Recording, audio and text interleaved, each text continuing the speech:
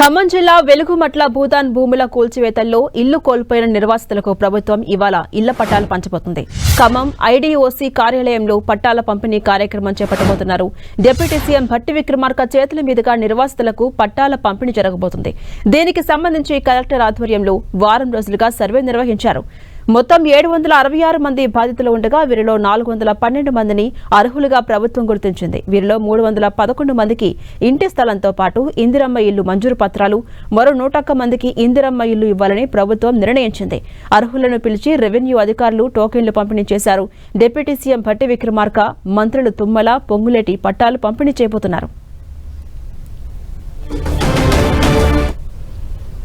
ఇక వెలుగుమట్లలోని భూదాన్ భూముల నిర్వాసితులు కొందరు తమను లబ్ధిదారులుగా గుర్తించలేదంటూ ఆందోళన వ్యక్తం చేస్తూ ఉన్నారు. అధికారులు రీసర్వే చేసి అర్హత ఉంటేనే తమను లబ్ధిదారులుగా గుర్తించాలని ప్రభుత్వాన్ని వేడుకుంటున్నారు. మొదటి నుంచి అక్కడే నివాసం ఉంటున్న తమల్ని అధికారులు లబ్ధిదారులుగా ఎందుకు గుర్తించట్లేదని ప్రశ్నించారు. ఇక దీనిపై మరింత సమాచారం మా ప్రతినిధి సైదులు అందిస్తారు.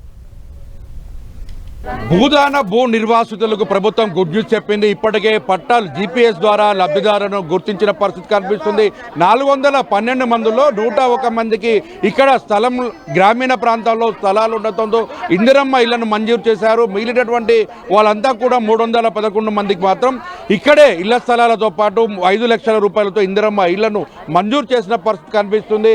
అయితే మొత్తంగా చూసుకున్నట్లయితే పూర్తి స్థాయిలో కూడా ఇక్కడ ఉన్నటువంటి లబ్ధిదారులకు సంబంధించి దాంట్లో అన్యాయం జరిగిందని కూడా కొంతమంది మహిళలు ఆవేదన వ్యక్తం చేస్తున్న పరిస్థితి ఉంది.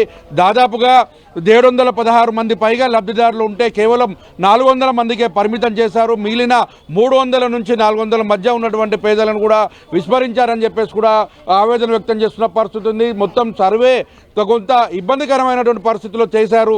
అసలైన లబ్ధిదారులను గుర్తించలేదని కూడా స్థానికులు ఆవేదన వ్యక్తం చేస్తున్న పరిస్థితి ఉంది. మనతో మాట్లాడేందుకు మహిళలు ఉన్నారు.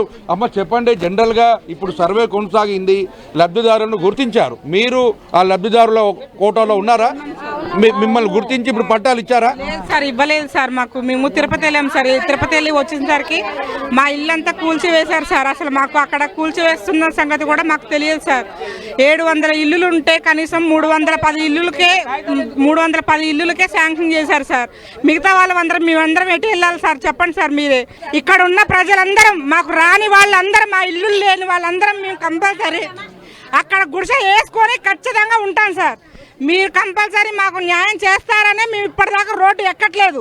మీకు ఏం సర్వే చేశారు, ఏం అడిగారు అధికారులు, మీరు ఏం చెప్పారు అధికారులకి? సార్ ఏమన్నా ఉందా లేదా అని అడిగారు సార్. ఊళ్ళోకి పోయినా సార్, పోతే ఏం లేదు సార్ అని ఆధార్ కార్డులు మా ఆయనది మా పిల్లలది అందరిది తీసుకున్నారు సార్. ఎంఆర్ఓ ఊళ్ళోకి వచ్చింది సార్. వచ్చి మేడం అన్ని రాసుకుంది సార్. నాతో పాటు సర్వే చేసిండ్రు సార్ ఒక 5-6 కుటుంబాలకి. వాళ్ళందరికీ పేర్లు వెళ్ళినాయి సార్. వాళ్ళు ఎమ్మటే ఉన్నా నేను, కానీ నా పేరు రాలేదు సార్. నేను 8 సంవత్సరాలు సార్ గుట్ట మీద ఉండి హోటల్లో పని చేసుకొని రోజు పోయి రోజు వస్తా సార్. నేను ఆడికి నీళ్లు లేనప్పుడు, నిప్పులు లేనప్పుడు అయినా మేము ఆడే ఉన్నాం సార్. ఇలా సర్వేలో కానీ ఎక్కడ కానీ నా పేరు కలెక్టర్ ఆఫీస్కి రాలేదు సార్. నేను కూడా కలెక్టర్ ఆఫీస్కి పోయినా సార్. టోకెన్లు ఉన్నోళ్ళే రావాలంటున్నారు సార్, పేర్లు ఉన్నోళ్ళే రావాలంటున్నారు. మాకు ఫోన్ రాలేదు సార్. ఫోన్ వస్తుంది ఏమని నేను 6 దాకా చూసిన, ఆయన రాలేదు సార్. మా పిల్లలకు భవిష్యత్తు ఉంటుందనే వచ్చినాం సార్. మేము మాత్రం ఇల్లు లేని వాళ్ళకి, ఇల్లున్న వాళ్ళకి వచ్చినాయి సార్. కానీ మాకు మాత్రం న్యాయం జరగలేదు సార్.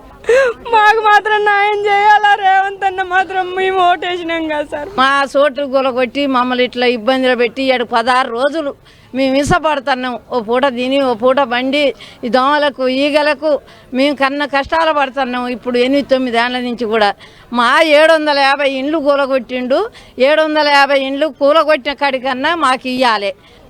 మాకు లైన్లో ఉన్న వాళ్ళకి కొంతమందికి వచ్చింది, మా లైన్లో వాళ్ళకి మాకు రాలేదు. మరి మేము ఇక్కడ రాత్రి 9:30-10 దాకా పడిగాపులు కాచినాం. ఇంతవరకు మా ఫోన్ రాలేదు, మమ్మల్ని రమ్మలేదు. మరి మా బాధలు ఎవరికి చెప్పుకోవాలి? ఇప్పుడు సీనన్న కానీ కలెక్టర్ గారు కానీ మమ్మల్ని దయ చూపి మాకు ఏదన్నా ఇవ్వాలి. ఎవరైతే ఉన్నారో వాళ్ళని అక్కడ ఇంక్వైరీ చేసి ఇవ్వమంటున్నాం. కొత్త వాళ్ళకి ఇచ్చి మమ్మల్ని ఏడిపించి మమ్మల్ని బాధ పెట్టడం కాదుగా. మీరు ఇంక్వైరీ చేయండి. ఎవరైతే ఇల్లులు కోల్పోయారో వాళ్ళకే ఇవ్వాలి. అది కాకుండా కొత్త వాళ్ళు వచ్చి మేము కట్టినాం మేము వాళ్ళు కట్టినామని చెప్పిందే నమ్ముతారు.